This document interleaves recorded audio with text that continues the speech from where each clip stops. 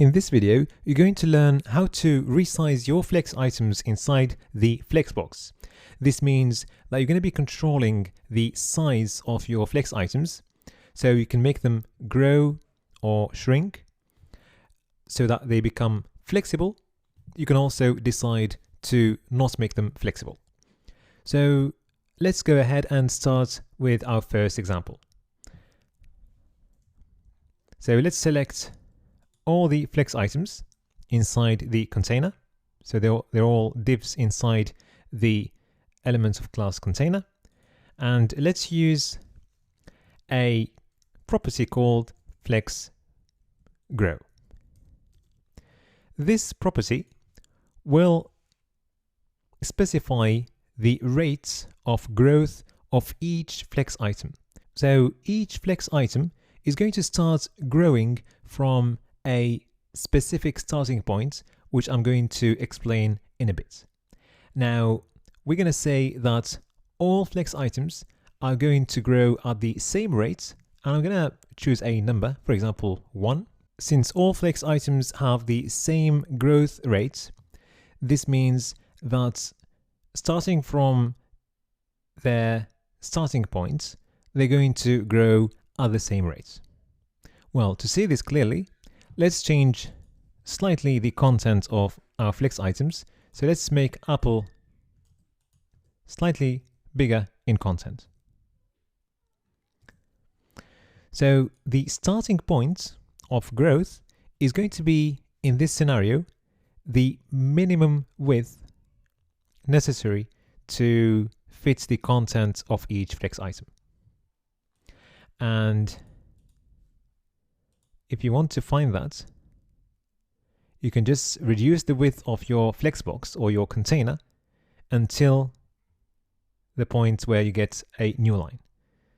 So that's the starting point, and this is the minimum width that is necessary to fit the content of each Flexbox. So the minimum width of Apple is that. And FlexGrow tells us here that we're gonna grow at the same rate, meaning that each of these flex items is gonna start growing from this starting point at exactly the same rate. All right. So what does it mean? It means that if my screen was a lot bigger than this and Facebook became twice its original size, then Microsoft was going to become also twice its original size. And the same applies to all the other flex items. All right. Now let's see what happens when one of these flex items is given a different flex grow.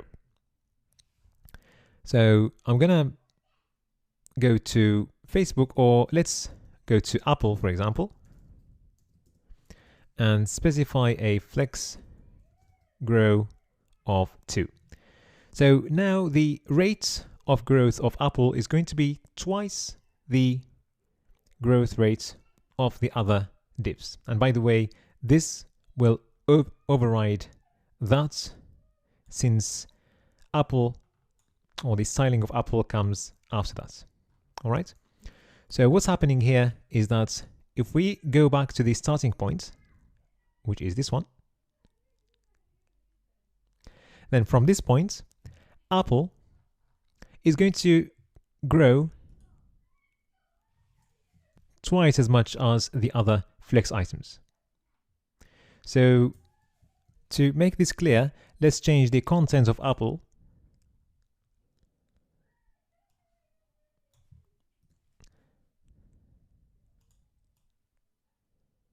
and let's start from the starting point where our flex items are going to start growing. So from here, Apple is going to take twice more space than the other flex items once you start increasing the width of the Flexbox. So any remaining space is going to be distributed between all these flex items once I start increasing the width of the Flexbox, but Apple is going to take twice as much as the other flex items. So let's go ahead and start that. And you can see that Apple is becoming bigger and bigger, much bigger than the other flex items. And if I change the flex grow property of Apple to 4, for example, then that will become even more clear. And you'll see the rate of growth of Apple is going to become really more significant. Perfect. Now let's go back to the starting point where flex items start growing. Well, you can actually control that using another property, which is flex basis, and let's apply it to all divs.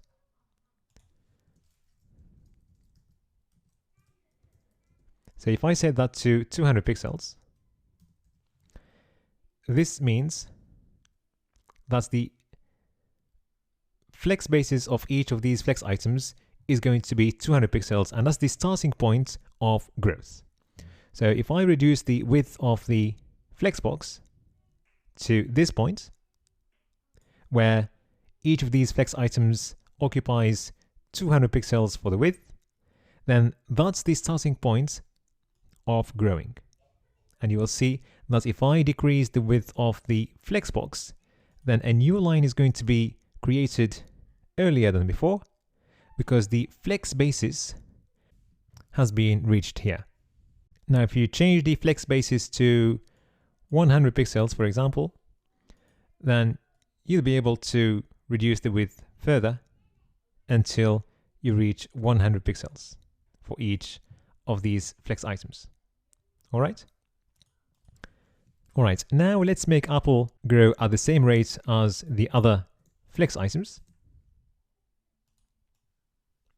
Like that. So their starting point is 100 pixels, and they all grow at the same rate. So they all keep the same width all the time. Now, what if we want to be able to reduce the width of the flexbox and shrink the flex items until they reach their minimum width instead of creating a new line? So at the moment, once we reach their flex basis, which is 100 pixels, then a new line is created. And just to differentiate between the minimum width necessary to fit the contents of these flex items and the flex basis, let's increase the flex basis slightly. So let's go for 150 pixels, for example. So that's our new flex basis. Okay, so the property we're going to be using here to make the items shrink further instead of creating a new line like this is going to be flex shrink. So for now, let's set it to 1 for all flex items and see what happens. Well, that's not exactly what we wanted, because once the width of the flex items reaches 150 pixels, then a new line is created. So the reason why we've got this is because we are still setting the container's flex wrap option or property to wrap.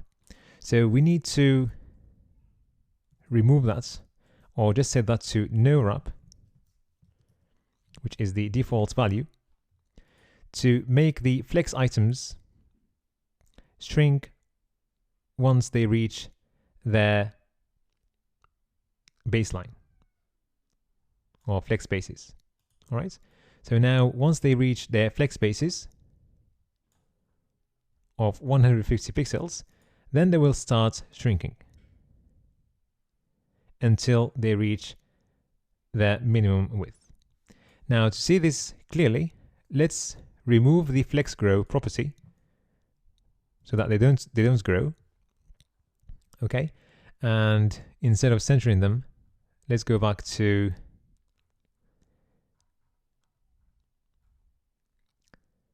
the justify content property and remove it. Now, at the moment, the width of each flex item is equal to its flex basis, which is 150 pixels. And to verify this, you can just change that to 200 and you'll see how that changes. All right.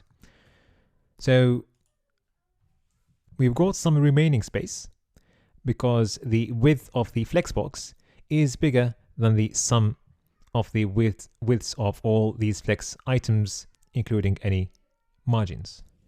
Now, if I reduce the width of the Flexbox, at a certain point, the width of the container is not going to be enough to fit the width of all these flex items if they keep their width equal to their flex spaces. So what's going to happen, since they can shrink, their width is going to start decreasing until they reach their minimum width, which is necessary to fit their inner content. Now let's have a look at the value we chose for the flex shrink property. So we set the flex shrink to 1 for all flex items. Now let's go to Apple and set its flex shrink property to 2, for example. So this means that the shrinking rate of Apple is going to be twice the shrinking rate of all the other items. So once they start shrinking, Apple is going to shrink twice as much.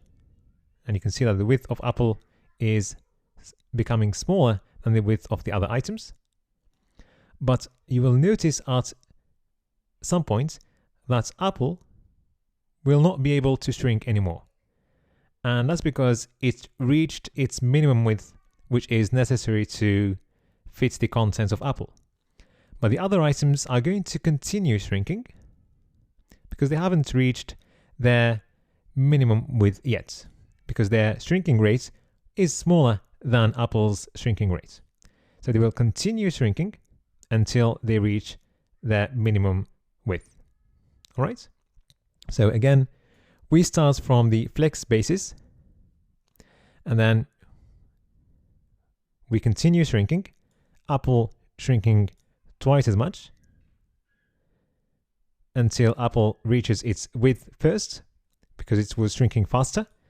The other flex items keep shrinking until they also reach their minimum width, and then at that point we're not going to be able to shrink anymore and the elements will just overflow outside the Flexbox.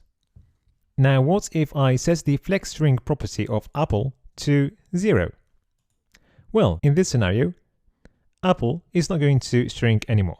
So all the other items keep shrinking because we set their flex shrink property to 1 and they all shrink at the same rate, while Apple doesn't shrink at all below its flex basis. All right. So it's very important to note here that items start shrinking below their flex basis. And if we don't specify a flex basis, let's see what happens. So none of the flex items is shrinking, but let's have a look at what happens if we increase the content of one of these flex items. Well, Microsoft's is now bigger, and let's reduce the width of the Flexbox and see what happens. Well, Microsoft starts shrinking until it reaches its minimum width, which is enough to fit its content. But once we've got plenty of space available, then instead of having a few lines inside the Flexbox, we've got only one line because we've got enough space to fit the content of the line. All right. So this Flexbox is actually shrinking because once you start reducing the width, it actually shrinks. But what if I go back and set the flex shrink property of all flex items to 0? Well, in this case, it doesn't shrink at all. And that's very important to note and understand. Normally, when you are designing websites, inside your flex items, you're not going to have a single word like that. You're going to have some text inside with some other elements probably, it's important to understand when your flex items are going to shrink or not. Okay, so let's go back to a flex shrink property set to 1. Let's make our items grow at the same rate. It's important to note that once you set the flex grow property to a value like 1 to any flex item inside a row, then any remaining space available inside that row is going to be occupied. And you can try that by setting the flex grow property of one single item to 1. So let's go to Facebook, for example. You can see that Facebook occupies any remaining space inside the row. If I go to the scenario where the Flexbox wraps its content, and I reduce the width to create an extra line, then you can see that we don't have any spaces remaining in the first row because we've got Facebook in that row, but the next row has got Amazon, and this flex item doesn't have a flex grow property set in our styling, so we still have got some remaining space there. Well, if I go back and set Amazon's flex grow property to 1, then since Amazon is in that row, then it's going to occupy any remaining space inside that row. And that's something very important to understand. All right? Perfect. Now let's go back to the flex basis and just make sure that you really understand how it works. So I'm going to go back to no wrap, and let's set the flex basis to 150 pixels.